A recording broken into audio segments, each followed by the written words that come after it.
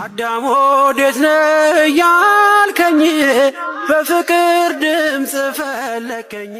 ከራሱ ከተፈጥሮ ጠባይ ውጪ በአጠቃላይ አራት አደገኛ ጠባያት ይኖረዋል። እነሱም አንደኛ የራሱ የተፈጥሮ ጠባይ ነው። ሁለተኛው ያስመተተበት ሰው ጠባይ ነው። ሶስተኛው የመተተበት የደብተራው ወይም የጠንቋዩ ጠባይ ነው። አራተኛው የደብተራው አካል ነው። ስለዚህ አንድ ሰው መተት ተደረገበት ማለት በቀጥታ ከራሱ ጠባይ ውጪ አራት አደገኛ ጠባያትን ይዋረሳል ወይም አራት የማያውቃቸውን አደገኛ ጠባያት በህይወቱ ያስተናግዳል። በቀላል አገላለጽ መተት የተደረገበት ሰው ከራሱ ጠባይ ውጪ አራት አካላት በአንድነት ይሆናል ማለት ነው። ዘርዘር አድርገን እናያለን። አንድ ሰው መተት ተደረገበት ማለት ከራሱ ውጪ አራት አካላት አሉት ማለት ነው። እነዚህ አካላት ህይወቱን ይበጠብጣሉ፣ ጠባዩን እንደ ንፋስ እንዳይጨበጥ ያደርጋሉ። መተት የተደረገበት ሰው እንኳን ሰዎች ሰውየው ራሱ የራሱን ጠባይ አያውቅም። ወጥ ሳይሆን ብጥብጥ ያለ ጠባይ ነው የሚኖረው። ለዚህም ነው ብዙ ጊዜ መተት የተደረገባቸውና መተት በየጊዜው የሚታደስባቸው ሰዎች ጠባያቸው ለራሳቸው ሰዎች፣ ለቤተሰባቸው፣ ለጓደኛቸውና ለወዳጃቸው የማይታወቀው። ለምሳሌ መተት ያስደረገበት ሰው በጠባዩ ነጭናጫ፣ ቁጡ፣ ተሳዳቢና ትዕግስተ ቢስ ከሆነ የተመተተበት ሰው በድንገት ጠባዩ ይቀየርና ነጭናጫ፣ ቁጡ፣ ተሳዳቢና ትዕግስተ ቢስ ይሆናል። ብዙ ጊዜ መተት የተመተተባቸውና መተት የሚታደስባቸው ሰዎች በአንድ ጊዜ የአምልኮት ህይወታቸው ይቀየራል። ይህ ማለት ምን ማለት መሰላችሁ? በአንድ ጊዜ ያስለመዱትን ጸሎት፣ ስግደት፣ ቅዱስ ቁርባን መቀበል፣ ቤተክርስቲያን መሄድ፣ ሄዶም ማስቀደስ፣ ስብከት መስማት፣ በመቁጠሪያ መቀጥቀጥ ወዘተ እርግፍ አድርገው ይተዋሉ። የሚያሳዝነው መጸለይ፣ መስገድ፣ መቁረብ፣ ቤተክርስቲያን መሄድ፣ በመቁጠሪያ መቀጥቀጥ ወዘተ ይፈልጋሉ፣ ግን ይህንን ለማድረግ መንፈሳዊ አቅም ያጣሉ። ምናልባት እንደምንም ብለው የግድ ታግለው ቢጸልዩ ጸሎቱ ያስጠላቸዋል። የለመዱት ጸሎት በጣም ይረዝምባቸዋል። ጸሎቱ አላልቅ ይላቸዋል። ጸሎቱ ስልችት ይላቸዋል። እንደ ቀድሞ ህሊናቸውንና ልቦናቸውን ሰብስበው በተመስጦ ሆነው መጸለይ አይችሉም። በመቁጠሪያ ሲቀጠቅጡ በፊት ህመም የማይሰማቸው አሁን በመቁጠሪያ ሲቀጠቅጡ ከበፊቱ በተለየ ሁኔታ ህመም ይሰማቸዋል። የሚገርመው ደግሞ ብዙ ስግደትን ማለትም የአምልኮት ስግደትን፣ የመቀጥቀጫ ስግደትን ቀጥቅጠው እንዳልሰገዱ ስግደት ተራራ ይሆንባቸዋል። ገና ለመስገድ ሲያስቡ ልክ እንደሰገደ ሰው ቀድሞ ይደክማቸዋል። ቅዱስ ቁርባን ላለመቀበል ምክንያት ያበዛሉ፣ ምክንያት ይደረድራሉ። አንዳንዴም በእግዚአብሔር ዘንድ ተቀባይነት በሌለው ትሕትና ተጠምደው ቅዱስ ቁርባን መቀበል ይተዋሉ። ቀድሞ በአምልኮት ህይወት ትግበራ ያገኙት ፋይዳ አሁን ትልቅ ዕዳ ይሆንባቸዋል። ቀድሞ የነበራቸው ትጋት አሁን ወደ መሰልቸትና ወደ ጭንቀት ይቀየራል። ስትጸልዩ እቤታችሁ የጸሎት ቦታ ሲኖራችሁ መኝታችሁን ላይም አቡነ ዘበሰማያት ወይም ከመዝሙረ ዳዊት እግዚአብሔር እረኛዬ ነው የሚያሳጣኝ የለም፣ በለመለመ መስክ ያሳድረኛል፣ በዕረፍቱ ውኃ ዘንድ ይመራኛል ብላችሁ በቃል ይዛችሁ መኝታችሁ ጋር ስትጸልዩ ስትተነፍሱ ሌላ ሶስተኛ ትንፋሽ ትሰማላችሁ። ሶስተኛ ትንፋሽ ለብቻ ተኝተህ እንደሆነ ሁለተኛ ትንፋሽ ትሰማለህ። አንተ ስትል እሱም ትንሽ ቆይ ማን ነው የተኛው ልትደብሰን። ትንፋሹን የምትሰማው አንተ ውስጥ ሆኖ ግን የሚያስተላልፈው እንደተኛ አድርጎ ነው በጆሮ። ሶስተኛ ትንፋሽ ትሰማለህ። ሁለት ሆናችሁ ከተኛችሁ ከሁለታችሁ ትንፋሽ የተለየ እንደገና አለ፣ ወይ በግራ ወይ በቀኝ ወይ መሃል ላይ። ይሄ ምንድነው? አለ ዛር አለ ማለት ነው። አብሮ መሃል የገባ ነገር አለ ማለት ነው። እና በተነፈስክ ቁጥር ድምጹን ትሰማዋለህ። ስትል ይላል፣ ስትል ይላል። ይሄ ሉሲፈር በዚህ በእንትን በኢንተርኔት በምን የሚገባውም አብሮ ሲተኛ አብሮ ይተነፍሳል። እንደዚህ አይነት ድምጽ የምትሰሙ እስቲ እጃችሁን አምጡ። ሁለተኛ ትንፋሽ የምትሰሙ፣ ሁለተኛ ትንፋሽ የምትሰሙ ትሰማያለሽ? ሁለተኛ ትንፋሽ አንቺም ትሰማያለሽ? ሁለተኛ ትንፋሽ እዚህ ጋርስ አዎ እንደዛ አንተም ትሰማለህ እና ወደዚህ ና ማን ነው የምትተነፍሰው አብረህ ስማ ማን ነው የምትተነፍሰው አንተ ነህ ስማ አይደለሁም እኔ ብቻዬን ምንድን ነው ያመጣው አንተ እኔ ቡና የሚፈላበትን ነው ያመጣሁት እሷን በቃ ብዙ ነው ቡዳም አለን ይሄ ምንድን ነው ኮተት ይሄ የቡና ስኒ ዛር ነው ቃቤ እኔ ዛር ነኝ አውጣ ታዲያ ዛር እቃ ምንድን ነው አንተ የራሴ ነው አንተ ማን እሺ ኮተት ነው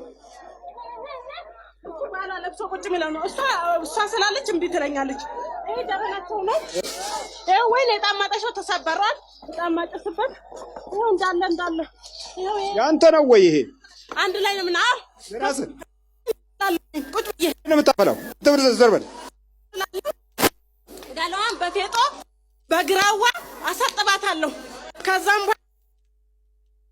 አረጋታለሁ አስፈላታለሁ ቤት ውስጥ ደግሞ ጫማ አድርገው ከገቡ እናደዳለሁ ተነስቼ ባላን አንቃለሁ በቃ እናደዳለሁ አፈላለሁ እንዲያፊ ሲለኝ ደስ አይለኝም እናደዳለሁ እሱ ደግሞ በዚህ አስተካኪ በዚህ ይላታል እሷ የራሷን ነው የምትጠራው በቃ ማን ተብለህ ነው የምትጠራው እኔ የአባቷ ነኝ አንበሶ ነው የምባለው ከልጅነቷ ጀምሮ አብሬን ተወለደ የምታሳጥባት በምንድን ነው በፌጦ በግራዋ በሎሚ ነው ማሳጥባት አንዳንዴ ደግሞ በተንሰሉሉ በአረግሬሳ አሳጥባታለሁ ያ የሚደፋው ወዴት ነው ወስዳ ሽንት ቤት ትደፋለች እሷ እኔ ግን ሰው ረቅጦ ደንቃራ እንዲሆን ነው የምፈልገው እሷ ጋር እየሄደች ከዚህ አውጪኝ እኔ አልፈልግም እያለች ሄዳ ሽንት ቤት ጭምር ታደርገው ብዙዎቹ የደንቃራ ስራዎች እንደዚህ አይነት ነገር በፌጦ በወይራም የሚታጠቡ አሉ በሳሙና ማይነካቸው አሉ በእንዶድ የሚታጠባሉ ግን ጥራ ያ እጣቢው መንገድ ላይ ነው የሚጣለው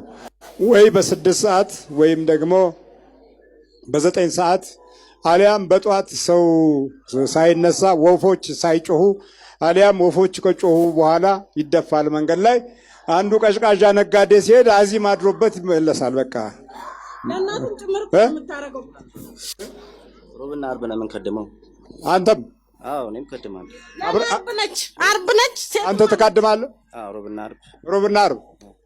አዎ ሮብና አርብ እንዳይጾሙ ነው ደግሞ ይሄኛው እሷንም እቺንም ደግሞ በደምም ይዣታለሁ እናቷ የሱ እናት ዶሮ አርዳ እቺ ምንም በቃ መቤቴ ታውቃለች እያለች ሄዳ ደሙ ላይ ወጣች በደምም ለከፍኳት የነሱ አምላክ በደም ወጓት እኔ ልበላ ልጠጣ ቤት ልገባ ስል እሷ ተረግጣኝ እስከነጫሙ አልገባችም እኔ ዝም ያስኳትኝ ከዛም በኋላ አሁን ሳገብታ ምን ብላ ጾማ ጸሎት አላስቀምጣለች በቃ አሁን እኔ በልጅ አመካኝና ማንሽ ምን ብዬ ላበራት ስል እመቤቴ እኔ ደፋንኩትን ማጠን ከፍታ ሊሰጠቻት በቃ የታል ልጇ አርግዛለች እርጉዝ ነች በቃ ልጅ ላይ እንዳትደርስ ያለ እኔ ልጁ ላይ አይደለም ልጁ ከተረገዘ ጀምሮ ቤቱ ያቃጥ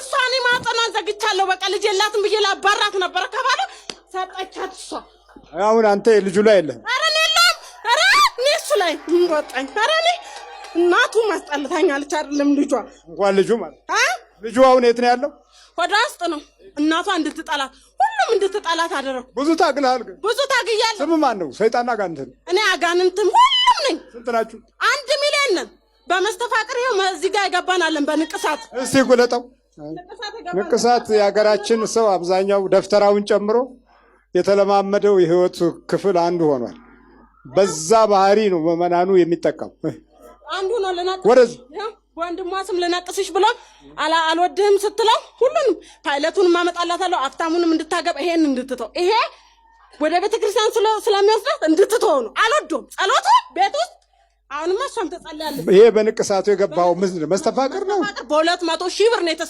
የተሰራውት ደግሞ ወለጋ ውስጥ ነው እሷን በቂጥቂጤ ስር እንድትሄድ አልወድም ስላለችኝ ነበረ እመቤቴ አንቺ ካልፈቀድሽው እኔ አይሆንም ፍቅር ነው ፈልገው ገንዘብ አይደለም ብላ እሷ ስር ተደፍታ መስተፋቅሩ ከሽፎ መዞሩ ትቶ ሰውየው ጦዘ ጨራሹን ነው አድራጊው ጦዘ እሷ የሰራችኝ ስራ እሱማ ምን ነው ይሄን በሺ አሁን አውጣና ሲል የምትቃደመው ማን የምትባል ነው? እኔ አንበሳ ነኝ። በአባቷ የመጣው ነኝ። አንበሳ አብሬያት የተወለድኩ። አንበሳው ሰይጣን፣ አንበሳው አጋንንት። አጋንንት ነኝ። እሺ ግለ አይ አንበሶ መንከሽከሹ ተለበል። ይሄ የተደበቁ የውስጥ ኮተቶቻችን ናቸው። በሃይማኖት ጥላ ውስጥ እየኖርን ክብረ በዓሎችን እያከበርን የዚህ ድሪቶ በህይወታችን ውስጥ እንዲህ ሲበዛ አባ ከና የሚለን የለም፣ ማንም የለም። እንደውም ጭራሽ ከጥንት የነበረ ነው እያለ ይመረቅልሃል። በል ተመርከክና እዚህ አንተስ ገና ነህ፣ በደንብ በርታ። እስቲ ሽርጥ እሄታለሁ አንተ አይስማሙም እኮ ቡና እሷ እንዲህ ስትቆላ እሷ የአባቴ አንዳንዴ ልክ ፊት ለፊት አለች የእሷ ምስል ይሄ ቡና ሰይጣን ነው ትልና ክልብ ብላ ስትነሳ አንቺ ቀልብ ይስጥሽ ስል ምን ቀልብ አለ ቀልብ ይስጥሽ አትበለኝ ትልና ወደ እመቤቴ ሄዳ ተደብቃ ጓሮ ታለቅሳለች። አዎ ይሄ ነው እናቱ ተጠጣችው ከናቱ የናቱ ነው። ይሄ ባላምላክ ነው የሰጠኝ የቤቱ ዋና አውሊያው ባላውሊያ ነው የሰጠኝ። ደግሞ የራሱ ልብስ ሰጠኝ። የራሱን ተረካቢ ነህ ብሎ ነው የሰጠኝ። ይሄ ደግሞ የእናቴ ሰጠችኝ ነው የምከድምበት ማለት ነው። መካደሚያ ያለው ዋናው ቤት ነው እናታችን ጋር ነው ያለው ማለት ነው። እናት ጋር ነው ዋናው።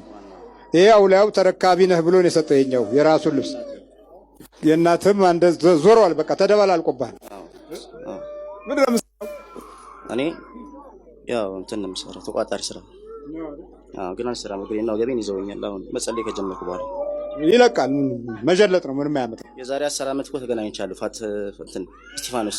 ታዲያ ምን ዋገለው 10 ዓመት ሙሉ ይዋለሁ አምልጬ ሄጄ ነው ያኔ ሰይጣኑን የሚጠራው በሱ ስም ብዬ። አሁን ሰንጋላ ምናምን ሲባል አጋንንት ነው በሱ ስም የሚጠራው እንጂ እሱ እናት አባቶቻችን እንደነገሩን የቤት አምላክ ነው ብለን ሲያመን እሱን ነው የምንለምነው። ልጅ ስንፈልግ እሱን ነው የምንለምነው። ብር ስንፈልግ እሱን ነው። ሰው እንኳን ሲመታል እሱን ነው ምነው። ወደ እግዚአብሔር አይጸልይ። በቃ እሱ ያደርጋል። ወዲያው ያደርጋል። ይሰማል ወዲያው። ለዚህ ነው እና ታዲያ አልተሸወድክም?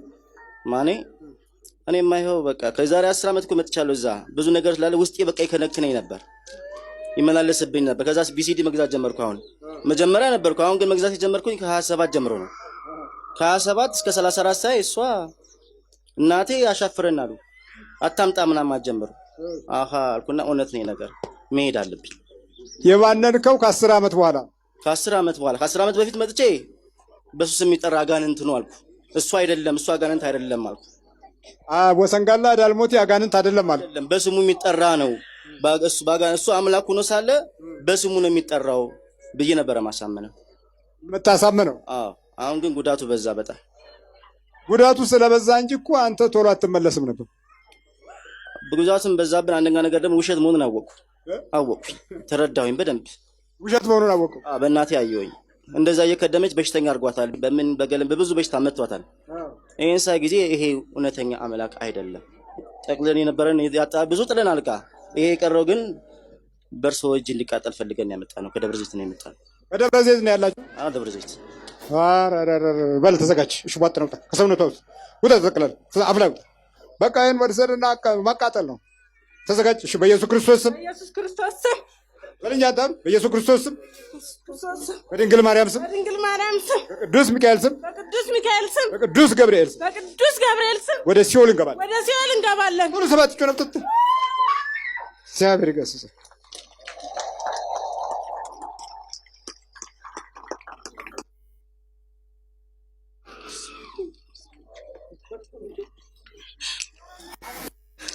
ማነሽ? ሜላት ማነሽ? ሜላት ነኝ። እንዴት ትኖሪ? ብዙውን ጊዜ አልኖሬን አላውቀውም። በቃ ያልሆነ ቦታ ነው የሚወስደኝ። ትካደሚያለሽ?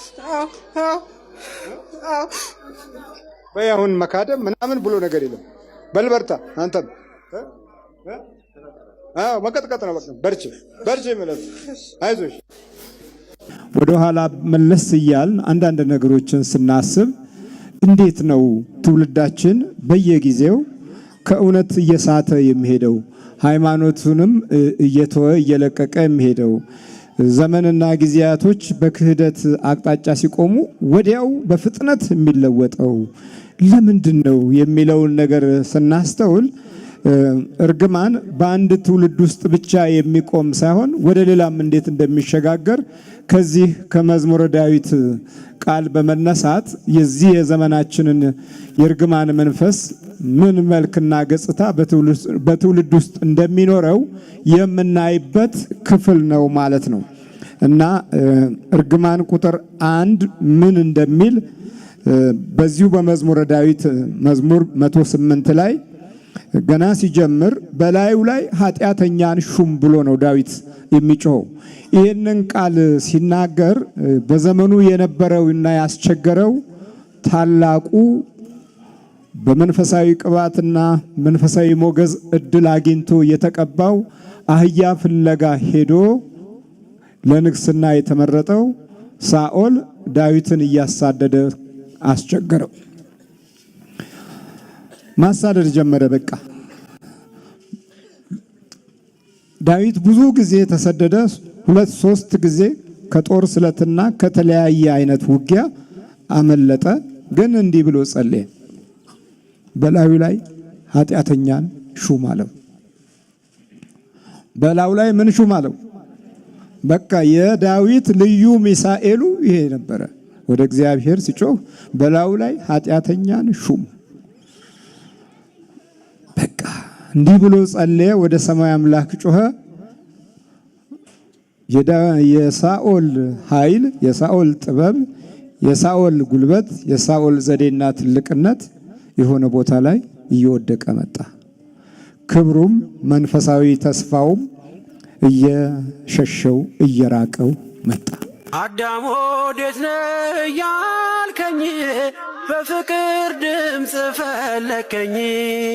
አልብሰኝ ነጩን ልብስ፣ እወድሃለሁ ኢየሱስ፣ አከብረሃለሁ ክርስቶስ።